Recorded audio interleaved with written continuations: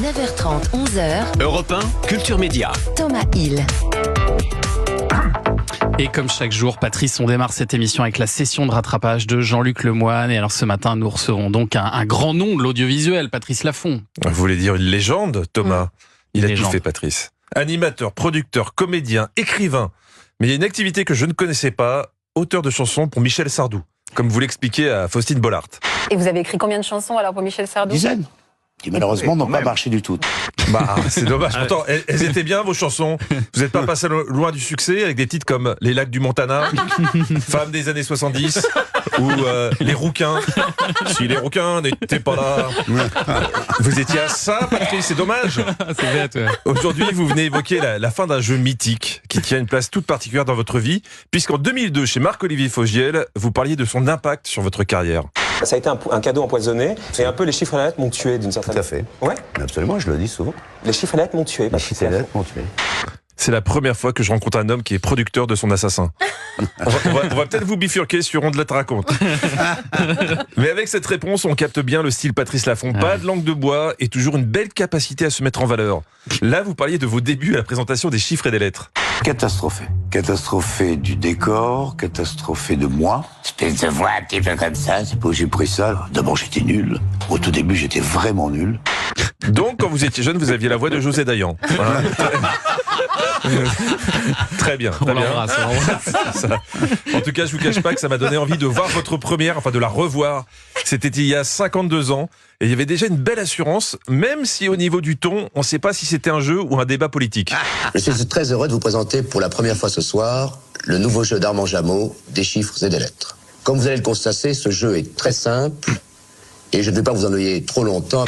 À part, vous allez le constater et vous allez vous en noyer. Ça passe. Ça passe. Bon, si on écoute bien, vous dites « Je suis très heureux ». C'est pas flagrant, vous êtes temps. C'est vrai. D'ailleurs, je vous propose de réécouter cette première fois avec la bonne musique. Je suis très heureux de vous présenter pour la première fois ce soir le nouveau jeu d'Armand Jameau, Les enterrements. et des lettres. Et ben voilà, là on est plus dans l'ambiance. Patrice Laffont, c'est un homme honnête qui a avoué que quand il présentait des chiffres et des lettres, il s'ennuyait sévère. Parce que il faut quand même se remettre dans le contexte du début du jeu. Hein. Il n'y avait pas de petite musique d'attente, c'était ambiance bibliothèque. Ah ouais. Et si l'animateur disait quelque chose pendant les calculs mentaux, il y avait toujours un candidat qui disait chut. Alors Patrice a eu une idée de génie en demandant quelque chose au réalisateur. Je lui ai dit, écoute, c'est Roland Garros, je vais rater les matchs de l'après-midi. Mais moi, un écran que les téléspectateurs, bien entendu, ne verront pas pendant que les mecs cherchaient. J'étais devant mon écran. On croyait que le gars était très concentré, il regardait des matchs de C'est énorme, tennis. ça. Vous étiez tellement en avance. C'est vrai, hein, vous confirmez, Patrice. Absolument. Ouais. C'est pour ça que quand ça revenait sur moi, je disais 6-3, ce qui n'était pas du tout le score. Non, mais vous étiez tellement en avance. génial. Julien Pichelet fait pareil pendant Culture Média. Ça, c'est vrai, ouais. Sauf que lui, c'est des films érotiques. D'ailleurs, si je pouvais changer de place. C'est le tennis aussi. Patrice Laffont, c'est aussi Fort Boyard, à la création. Vous vous rendez compte? Patrice était là quand des gens se sont dit on va mettre un vieux barbu asthmatique dans une tour. Comme ça sera à côté de La Rochelle, on va mettre des animaux de la région, des tigres, et on fera courir des personnes de petite taille un peu partout. Non, ils parleront pas. Déjà parce qu'ils seront essoufflés. Et puis tu m'emmerdes. Hein. Non mais les mecs étaient défoncés quand ils ont conçu le jeu, je vois que ça. Mais pour Patrice, quelle aventure. Avec quand même une petite angoisse. Qu'est-ce qui se passe si les tigres s'échappent? Et c'est là que le dompteur vous a répondu ça. Et il me dit, je pense que ça n'arrivera jamais, mais si ça arrivait, tu ne risques pas grand-chose au premier abord. Mais je lui dis pourquoi? Il me dit parce qu'ils s'attaqueront d'abord aux nains, parce qu'ils sont à leur hauteur. C'est vrai. C'est vrai, bien sûr, c'est vrai. Patrice, faut-il vraiment tout raconter? Mais bon, pendant que je vous tiens, maintenant il y a prescription. Est-ce que vous pourriez nous expliquer enfin les règles de pyramide? Parce que ça fait plus de 30 ans qu'on cherche.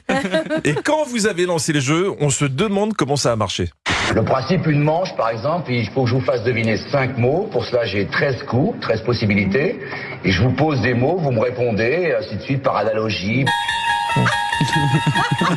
C'est le seul jeu que tu regardais avec un filet de bave, hypnotisé. Bon, là, on voit Patrice fringant, mais ce qu'on ne sait pas, c'est qu'il a déjà été à la retraite. Les gens qui me disent maintenant, mais comment ça se fait que tu sois pas encore à la retraite? Je dis, mais j'ai été pendant 40 ans à la retraite. Vous savez, écoute-moi que les jeux, ça s'enregistre 4 jours par mois et le reste du temps, faites ce que vous voulez. Et ben voilà. Nagui va être ravi d'apprendre qu'il a la retraite tous les soirs sur France 2. Allez, bon week-end à tous.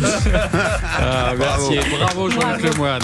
Franchement, très beau boulot parce on sent qu'il a fait beaucoup de recherches. Bravo Jean-Luc. Avec plaisir, c'est un on vous bonheur. retrouve lundi et puis vous serez en spectacle à la Comédie Le Mans vendredi, samedi prochain, le 19 vous serez au Festival de Brie-les-Bains et puis surtout on en reparlera tout à l'heure dans le journal des médias. Vous êtes ce soir sur France 3. Exactement, avec un joli prime. Et de belles perruques.